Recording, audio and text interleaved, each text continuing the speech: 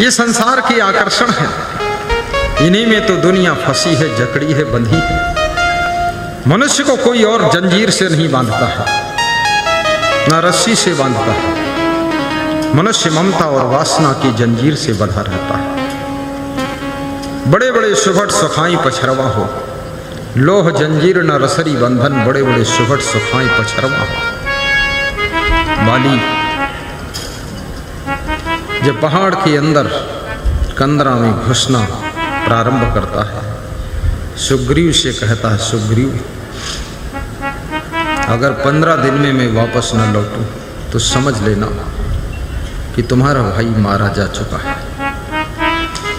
फिर तुम जैसा योग्यता हो वैसा करना, अपने को बचाना। 15 दिन युद्ध चलता रहा अंदर, पहाड़ के अंदर घमासान युद्ध हुआ राक्षस के साथ। बाली का सुग्रीव कंदरा के बाहर इंतजार कर रहा है, भगवान का सुमिरन करता है कि मेरा भाई जिंदा लौटना चाहिए। लेकिन अचानक पहाड़ के कंदरा से बहुत जोरदार खून की धार निकलती है। खून की धारा को देख करके सुग्रीव का दिल दहल जाता है। सबकी नसों में खून दौड़ रहा है, सबकी बॉडी के अंदर खून है, लेकिन यही खून जब कभी चोट लगती है या झगड़ा होता है, तुम्हारा सर फूट जाता है, पूरा शरीर खून में रंग जाता है, उसको देख करके तुम्हारा दिल कांप जाता है तो खून वही जो नस नस में दौड़ रहा है। खून की धारा को देख करके सुग्रीव का दिल कांप गया और पूरा विश्वास हो गया कि मेरा भाई बाली मारा जा चुका है, और जो मेरे भाई बाली की हत्या कर सकता है, मार सकता, वो राक्षस हमको भी मार सकता है। जब निकल कर बाहर आएगा तो मेरे को तो चूहे की तरह मार देगा, मैं तो कमजोर हूं पहले से ही। सुग्रीव कमजोर था, लेकिन सुग्रीव ने बुद्धिमानी से एक बहुत बड़े पहाड़ की चट्टान को उठाकर लाकर लुढ़काकर और उस पहाड़ के कंदरा के गेट पर लगा दिया। इतना वजन चट्टान कि वो राक्षस उसको लुढ़का न पाए। जब बाली अंदर से, वहां बाली का वध नहीं हुआ था, वहां राक्षस का वध बाली ने किया था। बाली जब राक्षस को मार करके लौटा, देखा कि कंदरा के गेट पर बड़ी पत्थर की मोटी चट्टान लगी हुई। बाली संकट में फंस गया कि ये लुढ़काए भी नहीं लुढ़क रही, अब मैं अंदर फंस गया। बिना विवेक के जब कोई तुम काम करते हो, वो काम परिणाम में तुम्हारा ही नुकसान करता है। इसलिए हर कार्य में विवेक कीजिए। विशाल देव कहते हैं, बिन विवेक कोई ना सुखी, बिना की संतोष, सबको देखो हाल या पढ़े या पढ़ मन कोश। और विवेक कहाँ से मिलेगा?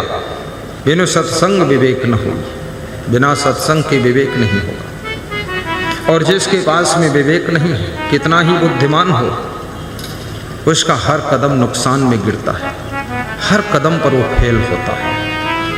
इसलिए विवेक पैदा कीजिए। नास्ति बुद्धि अयुक्तस्य न चायुक्तस्य भावना न चा अभाव यतः शांति अशांतस्य कुतः सुखम। श्री कृष्ण कहते हैं, अर्जुन, जिसके पास में यथा योग्य बुद्धि नहीं है, अर्थात जिसकी बुद्धि में विवेक नहीं है, और जिसके पास में यथा योग्य भावना नहीं है, और जिसकी भावना में विवेक नहीं है, और जिसके पास में भावना ही नहीं है, वह व्यक्ति शांति नहीं पाता है। और जिसको शांति नहीं है, उसको कभी सुख नहीं मिलता है। पिता के प्रति, माता के प्रति, पत्नी के प्रति, भाई के प्रति, पड़ोसी के प्रति, रिश्तेदारों के प्रति, मेहमान के प्रति, मिनिस्टर के प्रति, कलेक्टर के प्रति, गुरु के प्रति, किसके प्रति कब कैसी किसको क्या भावना रखनी चाहिए, उस भावना में विवेक होना चाहिए। यदि आपके पास में ये विवेक नहीं है तो आप अपने पिता के प्रति भी गलत भावना रख सकते हैं, आप अपने ससुर के प्रति भी गलत भावना रख सकते हैं, आप अपने पत्नी के प्रति भी गलत भावना रख सकते हैं। कितने पतियों ने अपने पत्नी की हत्या कर दिया, उसका मूड काट दिया, और कितनी स्त्रियों ने अपने पति की हत्या कर डाला। ये सब भावना का ही परिणाम है। और रामायण कहती है, जाकी रही भावना जैसी, प्रभु मूरति देखी तिन दैसी। तुम्हारी भावना का फल तुमको मिलता है। कर्म प्रधान विश्व रचि राखा, जो जस करे सो तस फल चाखा। लेकिन कर्म का फल तो होता ही है, परंतु भावना का फल भी होता है। आप कभी गलत सोच कर देखिए, जिसके लिए तुम गलत सोच रहे हो उसका गलत तो बात को होगा, तुम्हारा गलत पहले हो जाएगा। एक सज्जन कह रहे थे कि मेरे पिताजी ने बहुत ईमानदारी सिखाई, बहुत ईमानदारी सिखाई, कूट कूट कर ईमानदारी सिखाई। बोले हम एक बार मेला गए तो रास्ते में 20 रुपये पड़े थे। बोले लालच आ गया, उठा लिया मैंने। 5 रुपये का प्रसाद लेकर मंदिर में चढ़ा दिया और उसके बाद में घर लौट कर आया तो जेब में देखा तो मेरे 200 रुपये गिर गए थे। अरे 20 का लालच, 200 का नुकसान। सोचिए, ये भावना का फल है। बोले 200 गिर गए, तब से कान पकड़ लिया कि अब किसी के पैसे में लालच नहीं करूँगा। आपके पास में 10 लीटर की बाल्टी है, कुआं में डुबाओगे तो भी 10 लीटर ही पानी आएगा, समुद्र में डुबाओगे तो भी 10 लीटर आएगा, और दूध भरोगे तो भी उसमें 10 लीटर आएगा, पानी भरोगे तो भी 10 लीटर आएगा। इसलिए याद रखना, आपके भाग्य की बाल्टी जितनी बड़ी है, चाहे बेईमानी करके उसको भरो पर उतने भरेगा, और चाहे ईमानदारी से भरो उतने भरेगा। ईमानदारी से भरोगे तो बाल्टी भरी रहेगी, और बेईमानी से भरोगे तो बाल्टी धीरे धीरे टपक जाएगी और बाल्टी खाली हो जाएगी। अपनी भाग्य की बाल्टी को बड़ा करना है। 5 चीजों का सुधार कीजिए। वाणी सुधारिए, स्वभाव सुधारिए, चरित्र सुधारिए, कर्म सुधारिए, व्यवहार सुधारिए। ये 5 चीजें अगर आपने सुधार कर ली, बड़ी बारीक चीजें हैं। कहाँ क्या बोलना है, कैसे बोलना है, बोलना सीखना बहुत कठिन चीज है। बोलते तो सब हैं, बच्चा जन्म लेता है, 2.5 साल के बाद बोलना शुरू कर देता है, पर जिंदगी भर ये नहीं सीख पाता कहाँ क्या कब बोलना चाहिए, उल्टम पलटम बोलता रहता है। कितने नेता लोग बोलते हैं, उनके बोलने से वोट मिलने के बजाय वोट और कट जाते हैं, और कितने नेता बोलते हैं तो सभी पार्टियों की जमानत जब्त हो जाती है और पूरा वोट उधर गिरता है जा करके। खाली बोलने की कला है और क्या है। काम भी करते हैं, काम तो थोड़ा बहुत सभी करते हैं, ऐसा नहीं कि सब पूरा खा जाते हैं पैसा, थोड़ा बहुत तो करते ही हैं, कुछ ज़्यादा खाते कोई कम खाते हैं, लेकिन बोलना अच्छी तरह से आता है। समझाना आ जाए, सबसे बड़ी कला है समझाना, लेकिन समझाना कठिन कला है। व्यवहार, आपका व्यवहार आपके भाग्य की रचना करता है। कैसा तुम्हारा व्यवहार है, कैसा बर्ताव है, इस पर तुमको विवेक करना पड़ेगा। बहुत बड़ी बात है। अब इधर क्या हुआ, सुग्रीव अपने घर वापस लौट जाता है और राजगद्दी पर विराजमान होकर के राजपाट को चलाने लगता है। बाली किसी तरह से उस पहाड़ को, पत्थर की चट्टान को लुढ़का कर बाहर निकल कर आता है। सुग्रीव के ऊपर उसको गुस्सा लग रही है। जाकर देखता है सुग्रीव राजगद्दी पर विराजमान है। संदेह और मजबूत हो जाता है कि मुझे ऐसी चट्टान लगाकर पहाड़ के अंदर कंदरा में फंसा दिया कि मैं निकल ना पाऊं, और यहाँ आकर के राजगद्दी पर बैठा है। बस उसी बात से बाली और सुग्रीव के बीच में दरार पड़ गई। बाली सुग्रीव को दुश्मन की तरह देखने लगा, फिर सुग्रीव को बहुत पीटा, बहुत मारा, और सुग्रीव की पत्नी को भी छीन लिया और वहाँ से भगा दिया। सुग्रीव पहाड़ों पर जा कर के किसी तरह जान बचा कर रह रहा है। वहीं पर भगवान श्री राम का आगमन होता है। हनुमान जी सुग्रीव से मिलन कराते हैं और सुग्रीव अपना दुख, अपनी कहानी राम को सुनाते हैं और राम अपनी कहानी सुग्रीव को सुनाते हैं। भगवान की कहानी और भक्त की कहानी दोनों सेम कहानी है। भगवान राम की सीता को रावण ले जा चुका है और सुग्रीव की पत्नी को बाली अपने अंडर में ले चुका है। दोनों अपनी अपनी पत्नी के वियोग में दुखी हैं। दोनों की मदद करना चाहते हैं और दोनों का दर्द दूर करना चाहते हैं। राम ने कहा कि पहले हम आपकी समस्या हल कर देते हैं, क्या करूं तुम बताइए। सुग्रीव ने कहा मेरे भाई का वध कर दो और कोई उपाय नहीं। बोले वध से पहले तुम युद्ध करो, हम देखना चाहते हैं कि बलवान कौन है। युद्ध हुआ। राम ने कहा युद्ध होगा तो बाली को मैं मार दूंगा। जबरदस्त गदा युद्ध हुआ। बाली ने बहुत पीटा सुग्रीव को, सुग्रीव लहूलुहान हो गया। गदा युद्ध के बीच से सुग्रीव जोर से भागा, भगवान राम के पास पहुंचा। बोला आपने कहा था गदा युद्ध होगा तो मैं बाली को मार दूंगा, आपने तो कुछ किया ही नहीं और मैं बहुत पिट गया। राम ने कहा कि दोनों भाई का चेहरा एक जैसा है, इसलिए मैं पहचान नहीं पाया। अब दूसरी बार कल फिर युद्ध होगा आपका उसका, जाओ कल ललकारो। मैं एक अपनी माला आपको पहना देता हूँ, उस माला से मैं पहचान लूँगा कि ये सुग्रीव है। माला पहना दिया।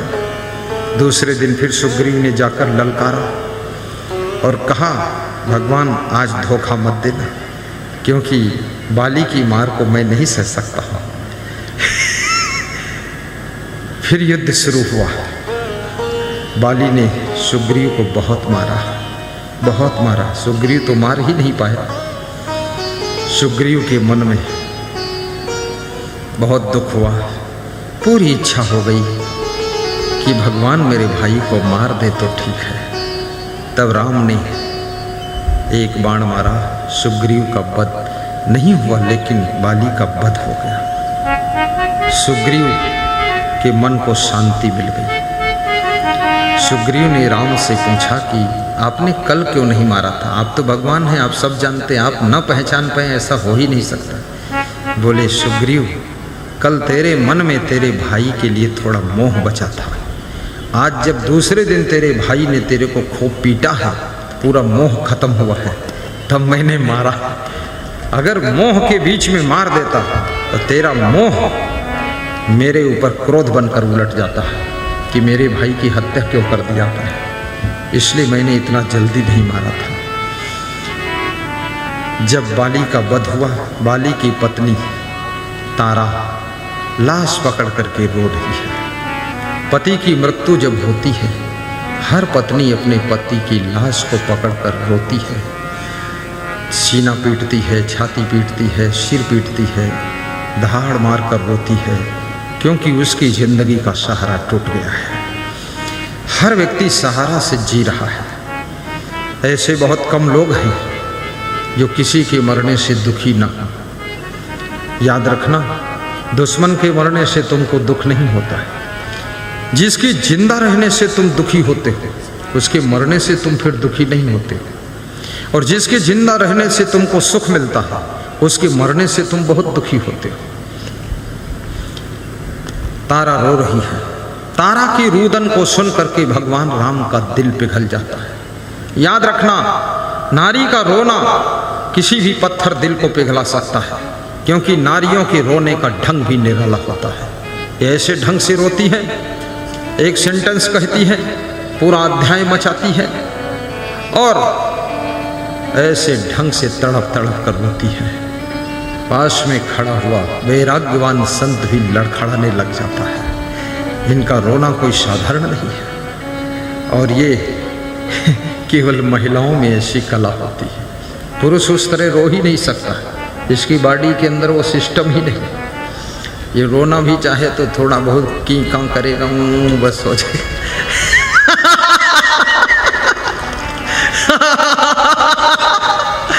लेकिन एक नारी का रोना बड़ा विचित्र होता है। ओहो, क्योंकि मैंने 2-3 बार देखा है। सब पुरुष खुश है कि भैया ये दशा में मैं गुजर चुका हूँ गुरुदेव, आप तो संत हो गए, आपको ज़्यादा पता नहीं, लेकिन हम तो यही बीत रहा, हर साल हो रहा है। कहीं मौसी रो रही है, कहीं फूई रो रही, कहीं फूआ फूई, सब चिल्लपो मचा हुआ है। कहीं बहन रोती है, बहुत रोना धोना है। लेकिन राम का दिल भी करुणा से भर गया। राम ने कहा, तारा यदि तुम इतना रो रही हो तो कहो तो बाली को फिर से जीवित कर दो।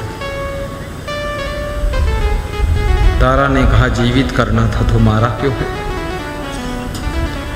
अब मारा है तो अब जीवित करने की जरूरत नहीं है, लेकिन मेरा सहारा क्या है ये तो बताओ। तब राम ने कहा है, बाली की पत्नी तारा को ज्ञान दिया है, आत्म ज्ञान। ये इतनी लंबी कहानी मैंने क्यों सुनाया? आपको सही आत्म ज्ञान देने के लिए इतने बड़े प्रसंग को लिया। राम क्या कह रहे हैं? तारा से तत्व ज्ञान दे रहे हैं। क्षिति जल पावक